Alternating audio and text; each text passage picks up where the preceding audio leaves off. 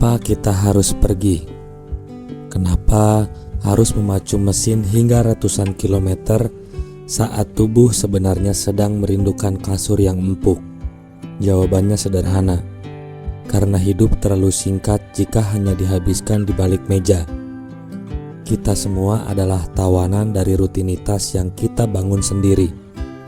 Kita terjebak dalam ritme yang sama, bangun, bekerja, lalu lelah hanya untuk mengulanginya lagi besok. Kita butuh sebuah interupsi. Kita butuh sebuah cara untuk mengingatkan diri sendiri bahwa kita masih punya kendali atas arah hidup kita, bukan sekedar mengikuti arus jam kerja. Lalu, mengapa harus Bali? Padahal jalanan menuju ke sana tidaklah ramah bagi pinggang yang mulai bicara. Bali bagi kami bukan sekedar pantai atau gemerlap lampu malam. Bali adalah simbol dari sebuah pencapaian. Bagi rider di Jawa, menyeberangi Selat Bali adalah sebuah ritus pendewasaan. Ia adalah titik terjauh yang bisa kami rengkuh untuk membuktikan bahwa jarak hanyalah angka dan kelelahan adalah harga yang pantas dibayar untuk sebuah kebebasan. Pergi ke timur adalah perjalanan mengejar matahari. Kami ingin melihat bagaimana pagi lahir di Pulau Dewata, setelah sebelumnya kami bertarung dengan gelapnya jalur Jawa. Ini bukan sekedar liburan, ini adalah ziarah batin untuk menemukan kembali siapa diri kita di balik seragam kerja.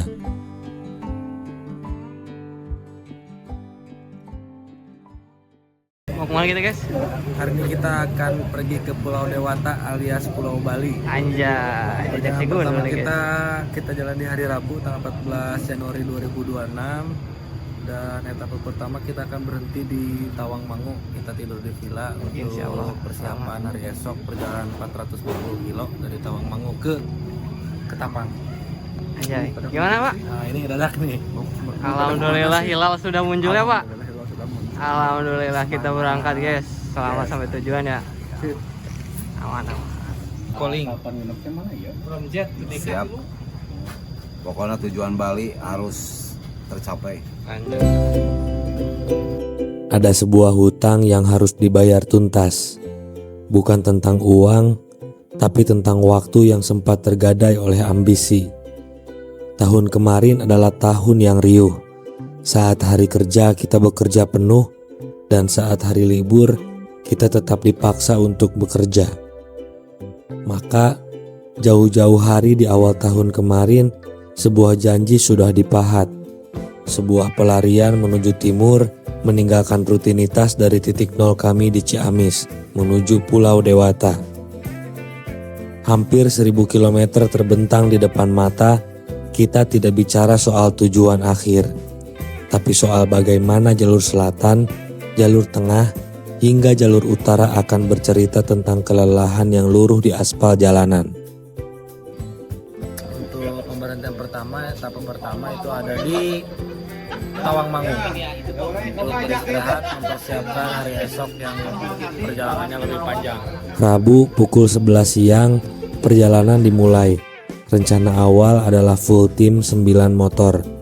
Namun realitas seringkali punya jalannya sendiri. 2 kawan masih tertahan oleh urusan duniawi yang tidak bisa ditinggal.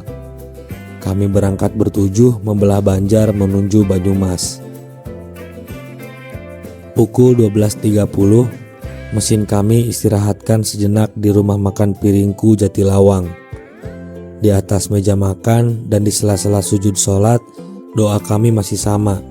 Semoga 2 kawan di belakang segera menyusul, menyatukan kembali kepingan rombongan yang sempat terpisah. Seringkali, touring bukan tentang seberapa cepat kita sampai, tapi tentang seberapa sabar kita menunggu mereka yang tertinggal.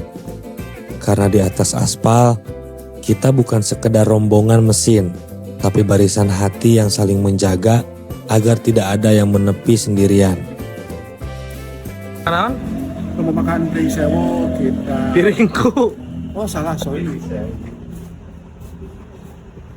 Rumah makan piringku kita rehat sesi pertama perjalanan Ciamis, Jawa. Bali. Kita rehat sebentar untuk melaksanakan soliskan saya istirahat. Pukul 13.30, langit berubah kelabu. Hujan turun tanpa permisi seolah ingin menguji seberapa besar nyali yang kami bawa dari rumah. Kamera harus disimpan, momen-momen indah terpaksa hanya didekap dalam ingatan, bukan di dalam kartu rekaman. Tapi disinilah seninya. Jalur selatan memang tidak pernah membosankan. Jalan yang lebar, pemandangan yang memeluk mata, dan minimnya kendaraan besar yang melintas membuat kami selalu jatuh cinta pada rute ini. Selama perjalanan, kami terhubung lewat frekuensi yang sama. Intercom bukan sekedar alat komunikasi, tapi jembatan solidaritas saat lelah mulai menyapa atau saat tangki bensin mulai meminta jatahnya. Jam 4 sore, kami memasuki jalur pertanahan menuju Dendles, dan kejutan itu datang lewat suara di telinga. Dua kawan yang tertinggal tadi sudah menyambung ke intercom. Mereka melesat, memangkas jarak, dan hampir menyusul kami. Jalanan punya caranya sendiri untuk mempertemukan yang sempat terpisah. Tak perlu mengejar waktu, karena jika tujuannya sama, takdir akan menemukan cara untuk membuat kita kembali berkendara berdampingan. Malam sampai di Tawangmangu pukul 12 malam. Mesin akhirnya mati. Punggung-punggung yang mulai rentan ini akhirnya menemukan sandarannya.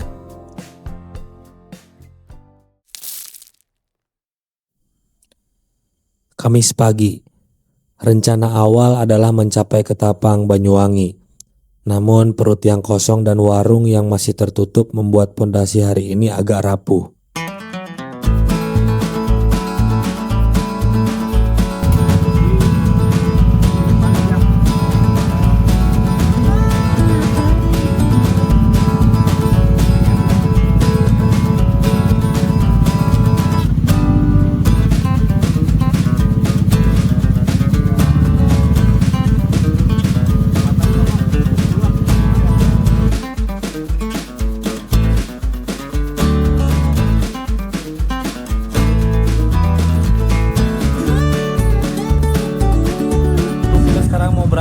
Ayo kita lanjutkan perjalanan ini ke Ketapang. Mudah-mudahan malam ini kita sampai di Ketapang. Tapi kalau sekiranya tidak memungkinkan, kita istirahat di tempat terdekat kita. Nanti kalau kelelahan.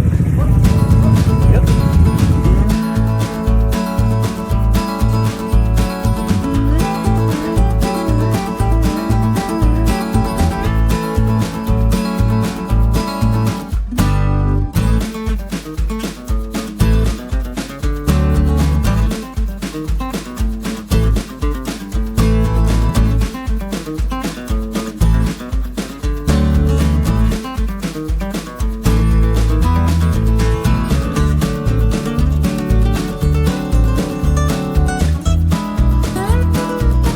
Belum juga sarapan, hujan sudah kembali menyapa. Kami berteduh di bawah tulisan Gunung Lawu, sekedar meninggalkan jejak digital sebelum lanjut berjuang. Ada satu drama kecil, sebuah motor enggan menyala.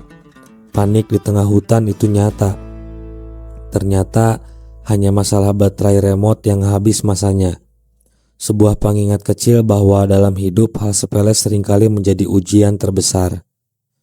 Kita bisa menyiapkan mesin dengan sempurna, tapi jalanan selalu punya variabel yang tak terduga.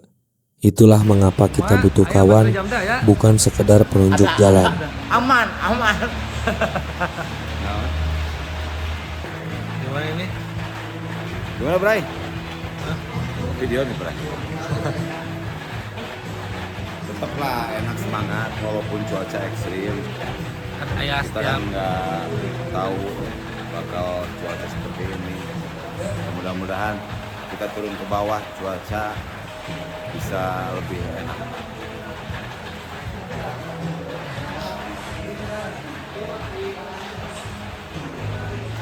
Pak R. Pak R. Wah. Oh. Bagaimana? Selalu ada cerita ya? Lalu ada Di kami di setiap perjalanan kilometernya. biasanya pikir mah yang bikin seru ya. Oke. Nah, sekarang kita masih di Sarangan karena belum sarapan, jadi kita sarapan dulu menunggu rekan kita yang sedang membeli baterai remote yang sedang terkendala.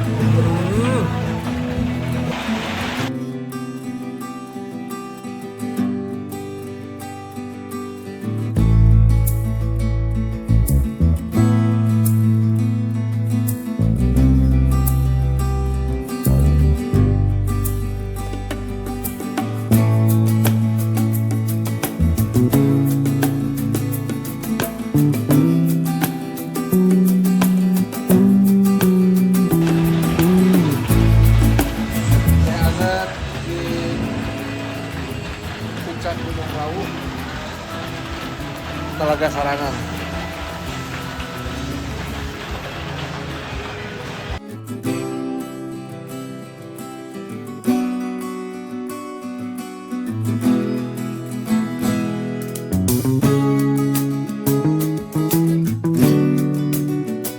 Pukul 1 siang, kami tiba di Madiun. Kami berhenti bukan hanya untuk istirahat, tapi untuk memastikan bahwa jejak kami pernah ada di sini.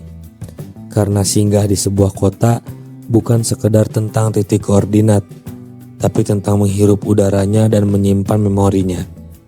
Karena setiap kota punya cerita dan setiap pengendara adalah pendengarnya.